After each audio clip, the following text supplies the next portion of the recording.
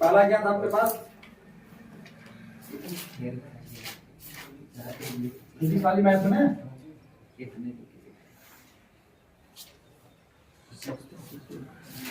क्या था पहला फॉर्मूला, क्या था घातांक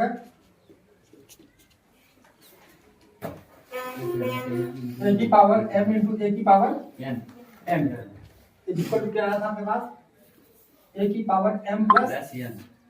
ए क्या था, ए की पावर m बटे ए की पावर, यही बराबर लिखते हैं लोग, ए की पावर m भागे ए की पावर n इक्वल टू क्या आ गया, ए की पावर m माइनस n। तो घात रहेगा तो हम लोग क्या कर देंगे माइनस, सॉरी भाग रहेगा तो हम लोग क्या कर देंगे माइनस, और जो बुरा रहेगा तो हम लोग क्या कर देंगे गुणा करते समय यदि आधार बराबर दिखाते जुड़ जाती हैं, भाग करते समय यदि आधार बराबर है तो खाते घट जाते हैं। ये पहला नियम था। दूसरा क्या बताया था आपको, दूसरा वाला था, तीसरा क्या बताया था, ए की पावर m इंटू ए की पावर n इक्वल टू क्या आएगा m इंटू सब फॉर्मूले है, लेकिन अप्लाई करना जरूरी होता है इसमें ना। जैसे आपको बात दिया गया क्वेश्चन में से 8 की पावर 2 इंटू 2 की पावर 3, इसको सॉल्व करो। 8 की पावर 2 2 की पावर 3 है, एग्जांपल है आपके पास। 8 की पावर 2 इंटू 2 की पावर 3, क्या पढ़ते ना, 8 दिखाते 2 इंटू 2 दिखाते 3, कितना आएगा इसका भाई। देखो इसमें तो जो हम पढ़े हैं इन तीनों में से कौन नहीं मिल रहा अभी तक, आधार समान है इसमें, ठीक है आधार समान है किसी में नहीं है ना, तो क्या करेंगे हम लोग, पहले आधार समान करेंगे, नीचे होता ही नहीं होता है, 8 करते हैं, प्राइम फैक्टर करते हैं, अभाज्य गुणनखंड करते हैं, ठीक है ना। कितना आएगा 2 घाते 1 और पूरी घात कितना है 2 इंटू 2 की पावर 3, 2 की पावर क्या 3, 2 की पावर क्या 3, 8 के मतलब 2 घाते 3, 8 का मतलब क्या 2 घाते 3, पूरा घात कितना लगा इसका 2, बीच में क्या है निशान गुणेगा, फिर 2 की घात क्या 3। अब बताओ, अब हमें नियम मिल जाती है, पहला वाला देखिए, ये तीसरा वाला क्या कहता है m n, 3 की जगह m, 2 की जगह n है ही नहीं है। आप क्या करेंगे 3 गुणे 2 इंटू 2 की पावर 3, दो क्या है 3 दूनी 6 इंटू 2 की पावर 3। अब देखें, अब में कौन नियम लागे, पहले वाला नियम 6 प्लस 3 इक्वल टू कितना है नहीं है। चलो क्वेश्चन को करो, ऐसे ही है 4 घाते 3 इंटू 2 घाते 3 माइनस 2 घाते माइनस, एक एग्जाम्पल है, इसको आप करें। अगर आगे इसको आप करो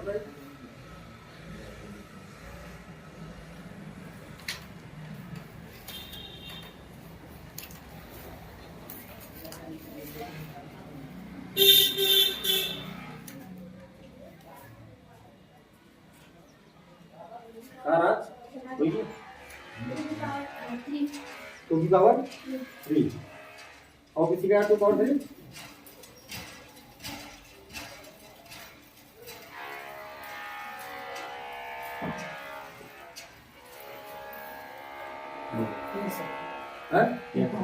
टू की पावर 3 है। देखो कैसे, इसको हम लोग पहले तोड़ लेंगे, आधार समान करेंगे, 2 की घाते 2 पूरी घाते 3 इंटू 2 की घाते माइनस 3।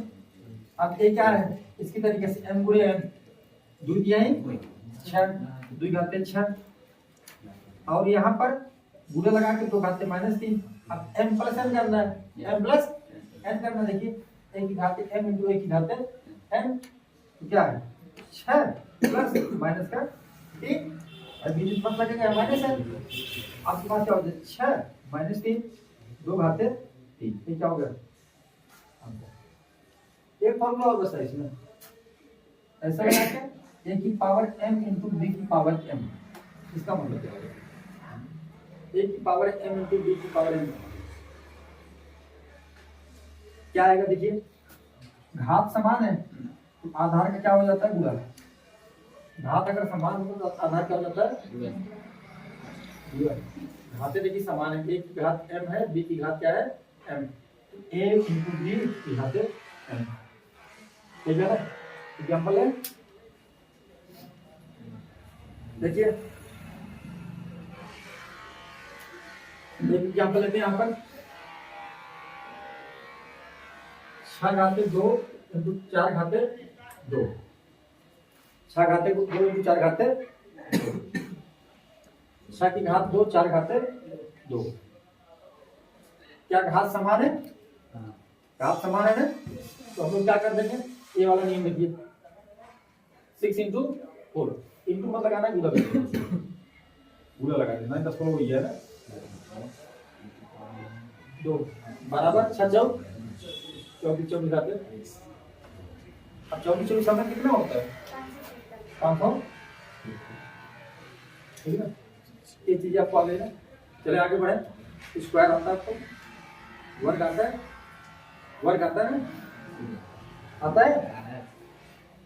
आता है या नहीं आता, वो 20 तक वर्ग याद कर लो, कहाँ तक याद कर लो 20 तक, मैं बता रहा हूँ आपको वर्ग, ठीक है ना, क्या दे रहे हैं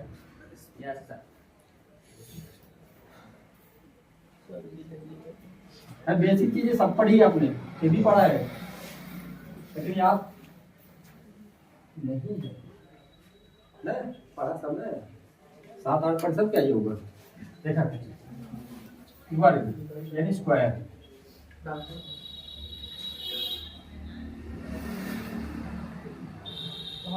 एक की घात 2, ये हमेशा कैसा नंबर आएगा, पॉजिटिव नंबर आएगा, कैसा आएगा, हमेशा कैसा नंबर आएगा, किसी भी संख्या का वर्ग हमेशा धनात्मक आता है, किसी भी संख्या का वर्ग क्या आता है हमेशा धनात्मक, चाहे वो ऋणात्मक संख्या चाहे, सही बात है। अच्छा आयोटा पढ़े आपने, इसका वर्ग क्या आता है, माइनस वन आता है ना, माइनस वाला पढ़ा हूँ इसको, एक्चुअल में तो कैसी संख्या होती है, कॉम्प्लेक्स नंबर टाइप है ना, यहाँ पर हम लोग ए नहीं कंसीडर करते, बस ध्यान दीजिएगा किसी भी संख्या का वर्ग, किसी भी पूर्णांक का वर्ग क्या आता है हमेशा पॉजिटिव आता है, काइंड ऑफ भी संख्या होता है, पूर्णांक हो चाहे रेशनल नंबर होता है, रियल नंबर, किसी भी रियल नंबर का वर्ग क्या आता है हमेशा धनात्मक आता है, किसी भी रियल वास्तविक संख्या का वर्ग क्या आता है हमेशा धनात्मक आता है, 1 की पावर 2 हमेशा धनात्मक आएगा।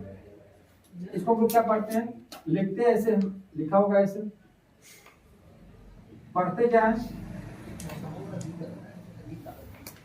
ए का वर्ग, क्या पढ़ते हैं ए स्क्वायर, क्या पढ़ते हैं ए स्क्वायर, स्क्वायर सही है भाई, बता देना 6 ए स्क्वायर सही है भाई, ए square clear, clear A square, चलो ठीक है।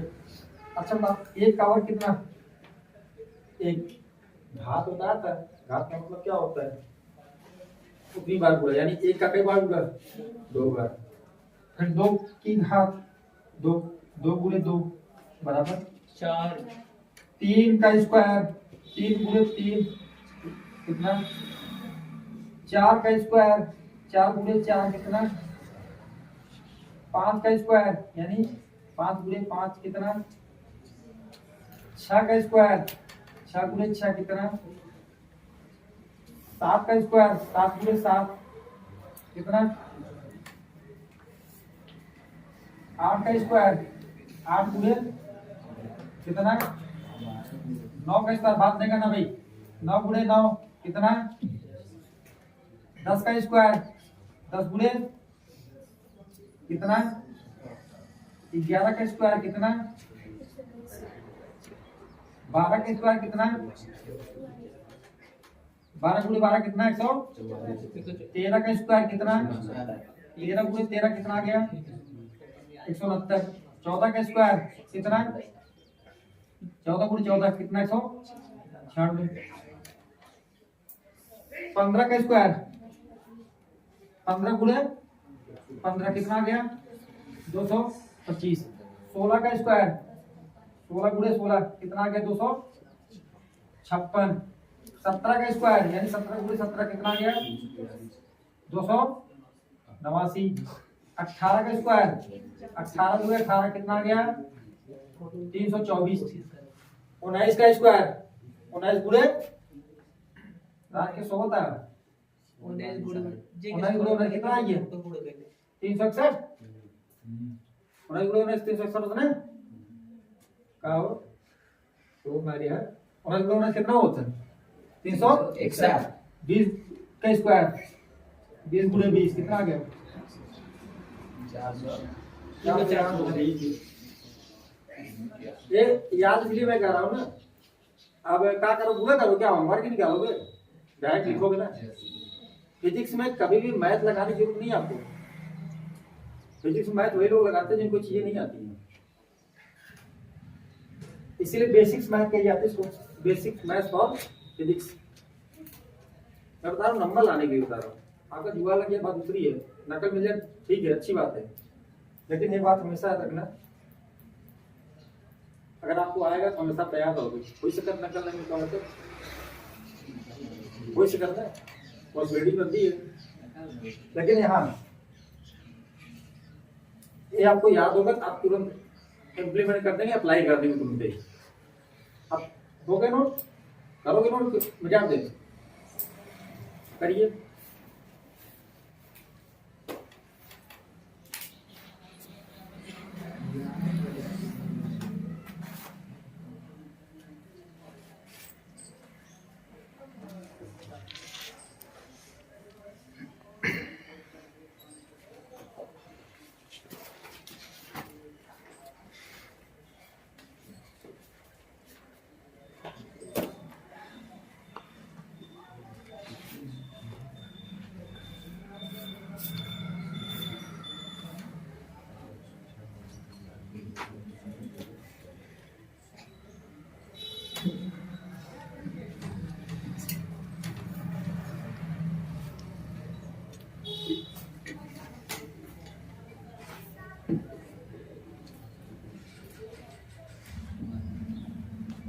लिख लो, मतलब ये याद करना 20 तक याद होना चाहिए, ठीक है ना।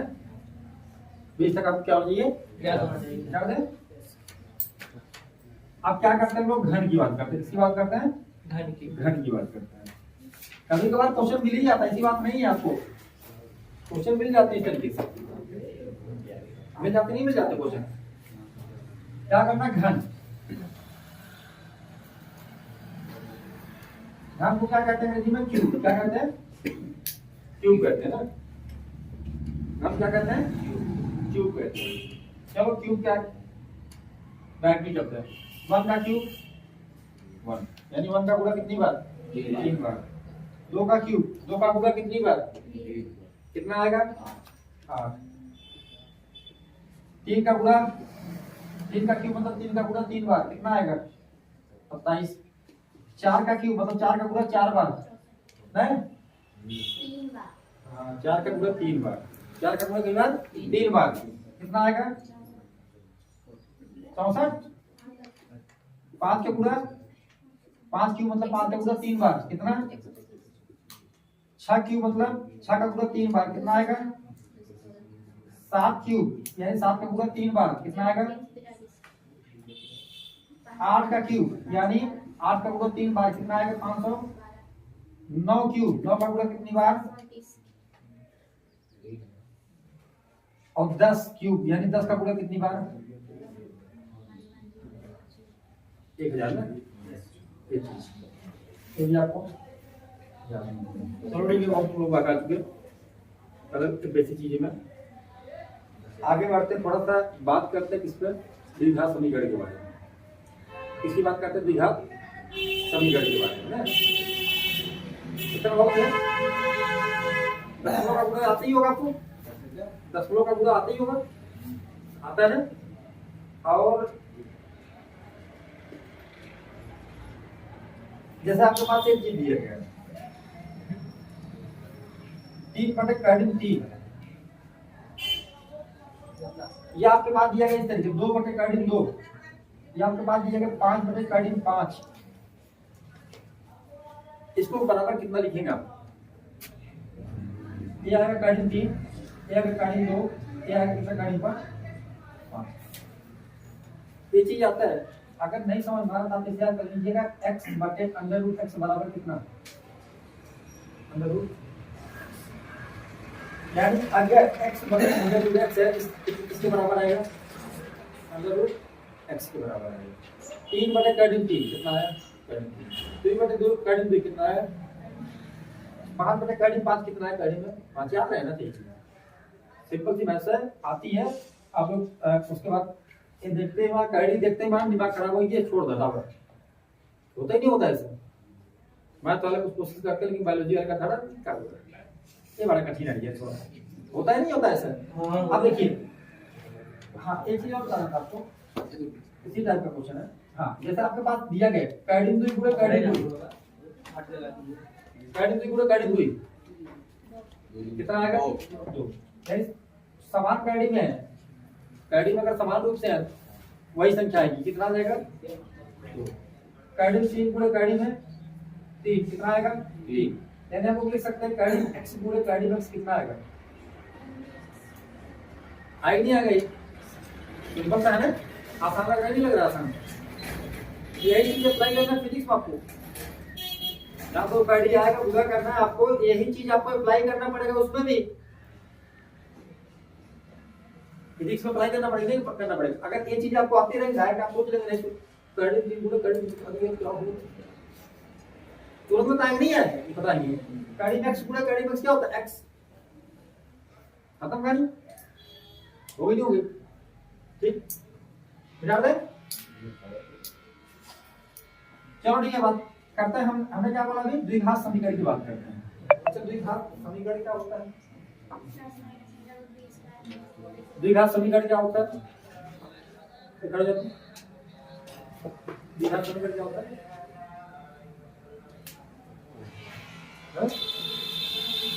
द्विघात समीकरण क्या होता है, द्विघात समीकरण क्या होता है बताइए, कौन बताएगा द्विघात समीकरण के बारे में? चलो बताओ। हाँ ऐसे समीकरण में चल की घात कितना हो, 2 वेरी गुड। कैसे, x square bx plus c बराबर 0। अगर बराबर 0 न लगाया जाता तो क्या समीकरण होता है, तब क्या होता है, बहुपद हो जाता है। क्या हो जाता है, बहुपद हो जाता है ना। x square plus bx plus c यानी बराबर 0 लग गया, यानी कुछ बराबर में है, तब क्या हो जाता है समीकरण। अगर नहीं है क्या करते हम लोग, बहुपद। कैसा समीकरण है, इसमें देखिए जो समीकरण दिया गया है उसमें वेरिएबल देखिए, वेरिएबल क्या है, चर क्या है, x है, और उस वेरिएबल की सबसे बड़ी घात कितनी है। अगर सबसे बड़ी घात 2 है वह समीकरण क्या कहलाएगा, द्विघात समीकरण, ठीक है। हाँ ध्यान दीजिएगा यहाँ पर ध्यान दीजिएगा, a कभी भी 0 के बराबर नहीं होना चाहिए, that is very important. a का मान कभी भी 0 के बराबर नहीं होना चाहिए। अगर a का मान 0 के बराबर हो गया तो वो द्विघात समीकरण रह ही नहीं है। देखो अगर मैंने लिखा 0x square plus 3x plus 5 equal to 0, क्या है ये समीकरण द्विघात कहलाएगा, कभी नहीं कहलाएगा। क्यों, 0 का गुणा इसमें कर देंगे क्या हो जाएगा, खत्म हो गया ना भाई। 0 का गुणा किसी भी संख्या में कर दो खत्म हो जाएगा ना, एक 0 हो गया। अब बचा क्या आपके पास, 3x प्लस 5 क्यों बचा, क्या द्विघात समीकरण है, नहीं। एक क्या रैखिक समीकरण कहलाता है ना, या एक घात समीकरण कहलाता है ना। देखिए क्या एक क्या रहे, 2 क्या रहे, एक क्या है, क्या है, एक क्या है, ठीक। हाँ इसमें बात करते हैं जैसे इसको हल करने के लिए तरीका क्या होता है इसका हल करने का। सबसे सिंपल क्वेश्चन बताते हैं आपको, हमेशा बताया जाता होगा क्वेश्चन। इस प्रकार के समीकरणों को हल करने का 2 तरीका होता है। एक क्या है, जो x स्क्वायर का गुणांक है, x स्क्वायर का गुणांक है, उसको इस पद से यानी इस अचर पद से क्या करते हैं लोग, गुणा करते हैं। यानी a का गुणा किसके साथ करेंगे, c के साथ। अब जो इसका गुणनफल आया है, जो इसका गुणनफल आया है उसको इस प्रकार तोड़ेंगे कि जिससे बी के बराबर आ जाए। किसके बराबर आ जाए? बी के बराबर। हाँ, बुरा भी करना है विद साइन के साथ करना है। किसके साथ करना है? विद साइन के साथ करना है। अगर यहाँ पर प्लस है तो प्लस लिखना, यहाँ पर माइनस है तो माइनस लिखना, यहाँ पर माइनस है तो माइनस लिखना, यहाँ पर प्लस है तो प्लस लिखना। और ऐसा तोड़ना है जिससे कि बीच वाला टर्म क्या हो जाए? आ जाए। बीच वाला टर्म क्या हो जाए? आ जाए। और दूसरा वाला फॉर्मूला क्या है? श्रीधरा 4। श्रीधरा 4 सूत्र से क्या है? किसकी वैल्यू निकाली जाती है? x की वैल्यू माइनस का b plus minus under root of b square minus 4ac upon 2a। अच्छा 10 में आपको इस फॉर्मूला बताया गया होगा, है तो नहीं, लेकिन बताया जाता फिर भी। Minus b plus minus under root of b square minus 4ac upon. चलो एग्जांपल करते हैं। एग्जांपल लेते हैं। X square plus 8x plus 6 equal to 0। यहाँ पर कह रहा है x का मान निकालिए। हाँ, एक चीज और बताना भूल गया, जय घात का समीकरण होता है तय मान आते हैं।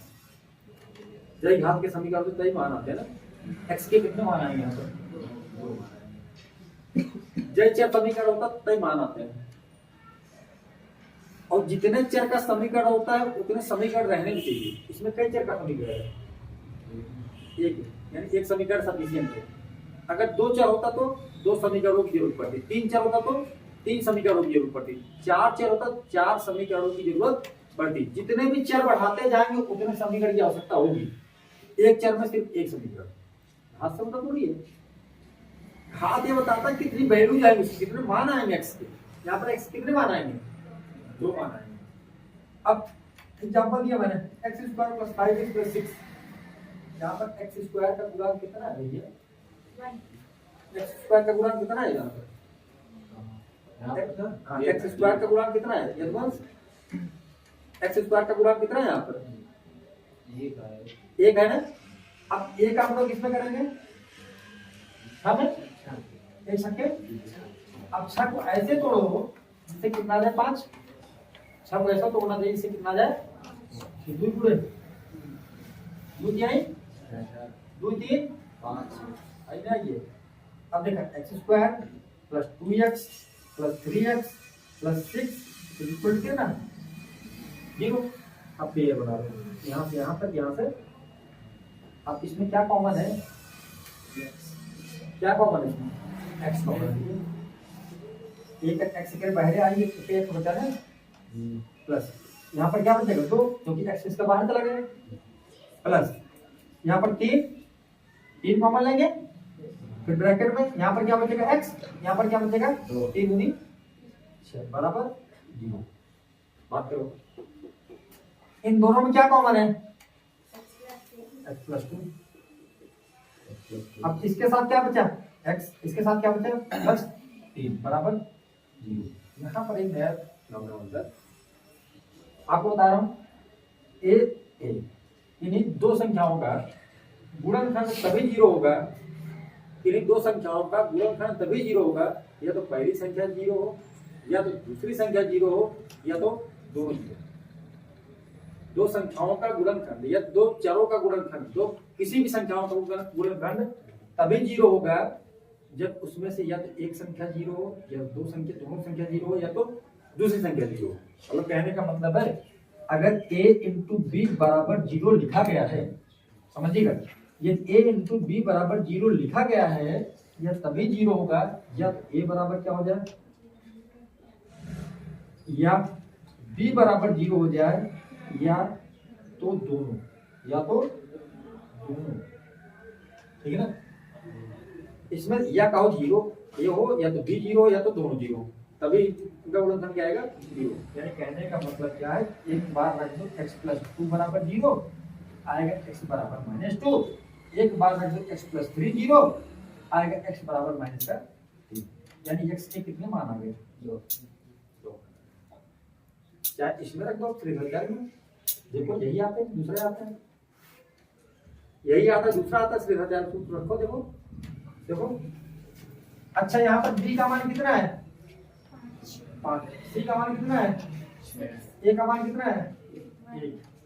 चलो ठीक है, x बराबर माइनस b, यानी माइनस तो ऑलरेडी है यहाँ पर, बी की जगह 5, फिर प्लस माइनस, बी का मान कितना है 5 का स्क्वायर माइनस 4, ए का मान कितना है 1, सी का मान कितना है 6 बटे 2 गुणे 1, फिर माइनस 5 प्लस माइनस 5 बचे, 5 का वर्ग अभी बताया था मैंने, 5 का वर्ग बता दी नहीं बताया था, 5 बचे 6, 4 गुणे 1 4, 4 से 24 बटे 2 करना 2 माइनस 5 प्लस माइनस ये वर्ग 25 24 गए। अब में का वर्गमूल कितना होता है, ये का वर्गमूल कितना होता है, एक ही होता है, यानी आपके पास क्या आ गया माइनस का 5 प्लस माइनस 1 बटे 2, एक बार प्लस ले लो एक बार क्या ले लो माइनस, देखिए माइनस 1 बटे 2 फिर आगे माइनस 6 बटे 2 इक्वल टू माइनस 3, फिर एक बार प्लस ले लो 2 माइनस 4 बटे 2 इक्वल टू माइनस, देखिए माइनस 3 माइनस 2 माइनस 3 माइनस है ना दोनों का सही। अगर आपको ये याद हो जाए लगाओ, लेकिन ये थोड़ा सा कैलकुलेशन थोड़ा हार्ड होता है, इसमें भी होता है लेकिन इसमें आसान लगता है थोड़ा सा, क्योंकि प्राइम फैक्टराइजेशन है ना, आभाज्य गुणन ढंग से है ना। चलो त्रिकोणमिति पे ए प्लस बी का होल स्क्वायर आता है ना, ए प्लस बी का होल स्क्वायर आता है, ए माइनस बी का होल स्क्वायर आता है, A cube minus B cube आता है ना।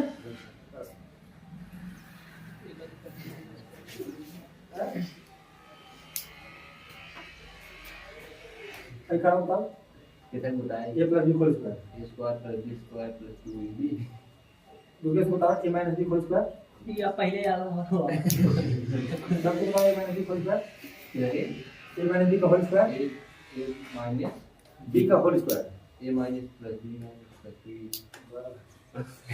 नहीं जाओ लेकिन देखा देख लो राज, ये तो आप दोस्त हैं तो बता दो अगर ये कुछ अच्छा कि तो बताओ A minus B whole square, याद रख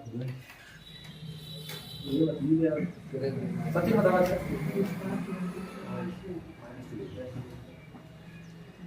देखो नहीं पर अरे वो गड़बड़ा है घबराए नहीं आएंगे तो दिमाग जो दूसरी जगह लगाओ तो थोड़ा अच्छे फोकस करो जरिए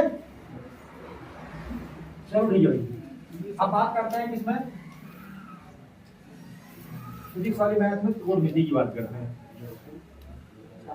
हमने देखिए बेसिक अलजेब्रा भी पढ़ चुके हैं, बेसिक अलजेब्रा भी पढ़ चुके हैं, आपकी बीमा खत्म हो गई है और क्या खत्म हो गए वेक्टर ना। अब बात करते हैं वो क्या, हाँ खत्म हो गई बड़ा।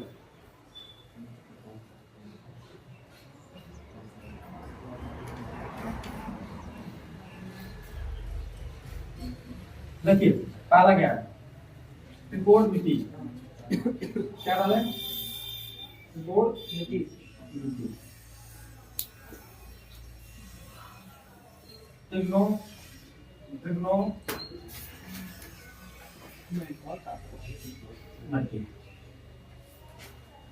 त्रिकोणमिति सब पढ़े होंगे आप लोग त्रिकोणमिति के बारे में।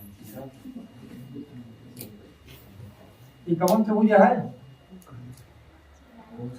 कवन त्रिभुज है ये समकोण, इसका क्या नाम देते हैं समकोण, राइट एंगल ट्रायंगल, समकोण त्रिभुज। नाम का सेंस क्या है ए बी और सी, ए बी सी, ये क्या है त्रिकोण मिति। अच्छा ये है त्रिकोण, ये है त्रिभुज, और त्रिभुज समकोण। हमें पढ़ना त्रिकोणमिति अनुपात के बारे में, त्रिकोणमिति अनुपात के बारे में। कितने त्रिकोणमिति अनुपात होते हैं 6, कितने होते हैं 6। साइन थीटा कॉस थीटा तीसरा, tan। अभी मैंने चीजों को नहीं लिखा था यार, कुछ लिखा है आपने नहीं लिखा था, मैंने साइन कॉस tan। अब साइन के साथ न्यून कोण आता है, क्या आता है, क्या आता है न्यून कोण, चाहे न्यून कोण आपका ये वाला हो या चाहे कोण, चलो ठीक है इसको बताने पहले थोड़ा इसके बारे में करते हैं। किसी समकोण त्रिभुज में सबसे बड़ी भुजा क्या होती है? कर्ण। या दूसरे शब्दों में किसी भी समकोण त्रिभुज के 90 अंश के सामने की भुजा क्या होती है? कर्ण। मैंने पहला शब्द क्या बोला था? पहला वाक्य क्या बोला था? पहला वाक्य यह बोला था किसी भी समकोण त्रिभुज की सबसे बड़ी भुजा क्या होती है? कर्ण होती है। इसको हम लोग क्या नाम देंगे? कर्ण। अब कुछ लोग कहते हैं लंब बटे कर्ण, आधार बटे कर्ण। कुछ लोग क्या कहते हैं? लंब बटे कर्ण या आधार बटे कर्ण। लंब और आधार इन न्यून कोणों पर डिसाइड होता है कौन सा लंब होगा कौन सा आधार। न्यून कोण की सम्मुख भुजा क्या कहलाएगी? लंब। मैं लिख दे रहा हूं। न्यून कोण की सम्मुख भुजा क्या कहलाएगी? न्यून कोण की सम्मुख भुजा को क्या नाम देंगे? इसको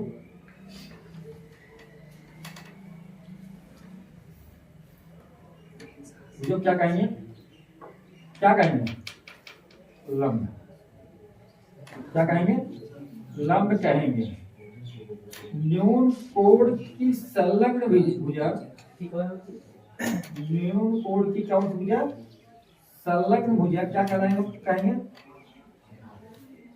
भुजा क्या कहेंगे? आधार कहेंगे। आधार कहेंगे। ठीक है ना? देखो ध्यान से, न्यून कोण की सम्मुख भुजा क्या कहेंगे? लंब। और संलग्न भुजा क्या कहेंगे? आधार कहेंगे। हाँ, अब त्रिकोण की बात याद करते कैसे लोग? लाल बटे करते नहीं याद करते।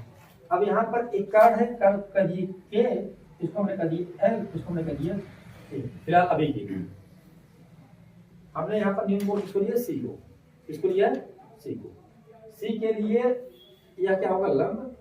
और यह क्या होगा? आधार। क्लियर बात में? अब देखिए साइन बराबर लंब बटे, साइन बराबर लंब बटे कर्ण। कॉस बराबर आधार बटे कर्ण। और टैन बराबर लंब बटे आधार। टैन बराबर होता क्या है? यहाँ पर लिख दीजिएगा साइन बटे कॉस। अब इसके साथ एक एंगल लगता है, दीजिएगा हमेशा रखना। ये अकेले साइन कॉस टैन अकेले नहीं रहता, किसी न किसी कोण के साथ रहता है। तो कोण कौन सा है? यहाँ पर न्यून कोण है। कौन सा कोण है? न्यून कोण है।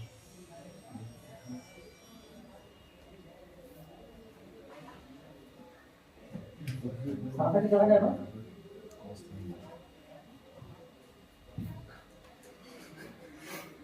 हाँ।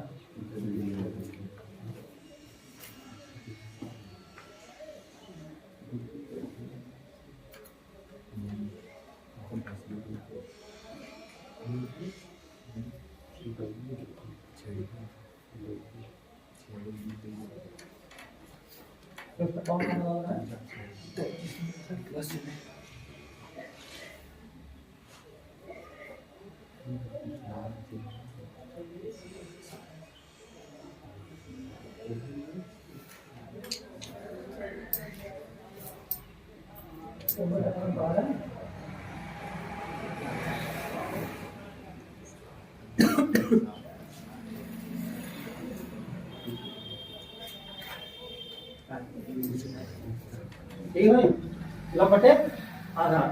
इसको क्या कहते हैं? साइन बटे कॉस। हाँ, अब यहाँ ध्यान दीजिएगा, साइन का उल्टा होता है कॉसेक। क्या होता है? कॉसेक। कॉस का उल्टा क्या होता है? सेक। कॉसेक बराबर होता है 1/sin, सेक बराबर होता है 1/cos। और इसका क्या होता है? कॉट। क्या होता है?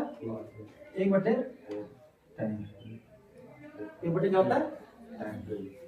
अब कॉसेक बराबर क्या होता है? उल्टा कर्ण बटे लंब। सेक का उल्टा कर्ण बटे आधार। कॉट का उल्टा आधार बटे लंब। और साइन बटे कॉस है, इसका मतलब कॉस बटे साइन। इतनी चीजें आपको पता रहेगी ना? ठीक,